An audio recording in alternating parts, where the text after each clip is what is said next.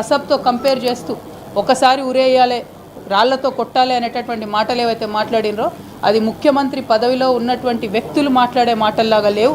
దీన్ని మేము చాలా తీవ్రంగా ఖండిస్తూ ఉన్నాం. మరి ప్రత్యేకించి నేను కేసీఆర్ గారి బిడ్డగా రేవంత్ రెడ్డి గారు అట్లాంటి మాటలు మాట్లాడుతూ ఉంటే నా రక్తం మరిగిపోతూ ఉన్నది.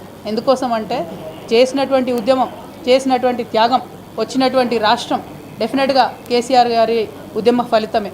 మరి వాళ్ళు అదే రాష్ట్రానికి ముఖ్యమంత్రి అయినటువంటి వ్యక్తి కేసీఆర్ గారి చిత్తశుద్ధిని శంకిస్తూ ఉంటే నేను రిక్వెస్ట్ చేస్తూ ఉన్నాను, కేసీఆర్ గారే డైరెక్ట్గా హౌస్కి వచ్చి మరి ఇటువంటి ఆరోపణలు చేసేటటువంటి వాళ్ళ నోర్లన్నీ మూతపడేలాగా చేయాలి.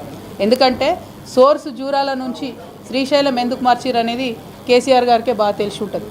అట్లా కాకుండా ఈ బబుల్ షూటర్స్గా చెప్పుకునేటటువంటి వాళ్లకు డిప్యూటీ ఫ్లోర్ లీడర్ పదవులు ఇచ్చి మరి వారితోని జవాబు చెప్పిద్దామంటే ప్రజలకైతే విషయం అర్థం కాదు, మ్యాటర్ పోదు. మరి బబుల్ షూటర్ల వల్లనే ఈ ట్రబుల్ అంతా వచ్చింది.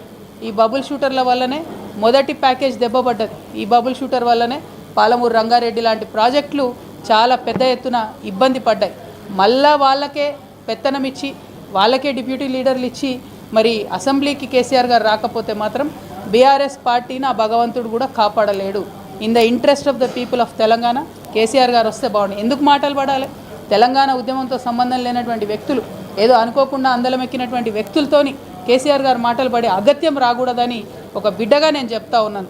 అది పక్కన పెడితే రాజకీయంగా ఈ 2 సంవత్సరాల్లో అధికారంలో కాంగ్రెస్ కూడా ఒక్క ఎకరానికి కూడా పాలమూరులో అదనంగా నీళ్ళు ఇవ్వలేదు.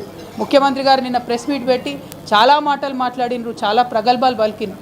నిజంగా మీరు పాలమూరు బిడ్డ అయి ఉంటే సరే, పాలమూరు రంగారెడ్డికి రకరకాల లీగల్ కాంప్లికేషన్స్ ఉండొచ్చు, కానీ బీమాకి ఏమైంది, నెట్టెంపాడికి ఏమైంది, మీరు ఎందుకు వాటి మీద దృష్టి పెట్టలేకపోయారు?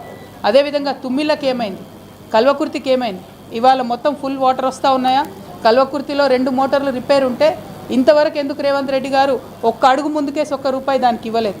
బీమా హాఫ్ కెపాసిటీకి ఇవాళ సప్లై చేస్తూ ఉంటే ఎందుకోసం ముఖ్యమంత్రి గారు దాని మీద మాట్లాడతలేరు? నెట్టెంపాడు మేము డైరెక్ట్గా రిజర్వాయర్లు అన్నీ చూసి వచ్చినాం. 4 TMC రిజర్వాయర్ అన్న కాడ 2 TMC కూడా నీళ్లు లేవు.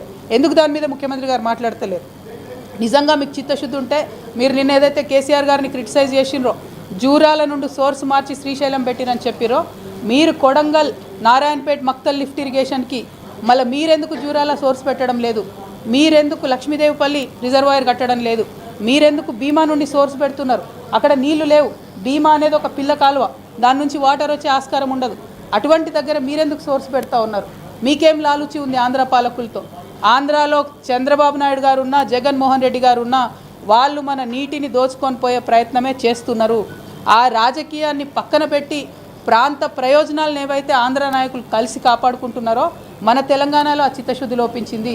ఇవాళ మేడిగడ్డను 2 ఏళ్ళు ఎండబెట్టిన తర్వాత రేవంత్ రెడ్డి గారికి జ్ఞానోదయమై ఇప్పుడు టెండర్లు పిలిచి ఇప్పుడు బాగు చేస్తున్నారు. లక్షల ఎకరాలు 2 ఏళ్లలో ఎండబెట్టిరు మీరు.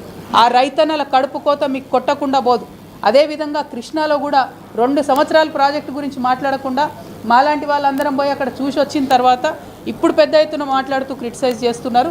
అది మీ యొక్క చిత్తశుద్ధి లేనితనాన్ని, పాలమూరు ప్రజల నుంచి పాలమూరు బిడ్డగా అని చెప్పుకుంటున్న మీ యొక్క వైఫల్యాన్ని మాత్రమే పదే పదే తెలంగాణ ప్రజల ముందు చూపిస్తూ ఉంది. నేను ఇవాళ డిమాండ్ చేసేది ఒకటే, ఏ ప్రాజెక్ట్ అయినా సరే రాజకీయాలకు అతీతంగా ముందుకెళ్ళాలి, ప్రజా ప్రయోజనాన్ని కాపాడాలి. అది కాపాడే విధంగా ముందుకు పోవాలి తప్ప ప్రతి ఒక్కదాన్ని రాజకీయంతో ముడిపెట్టి ప్రాజెక్టు నాపితే ఏదో ప్రతిపక్షాలని బదనాం చేయొచ్చు అనే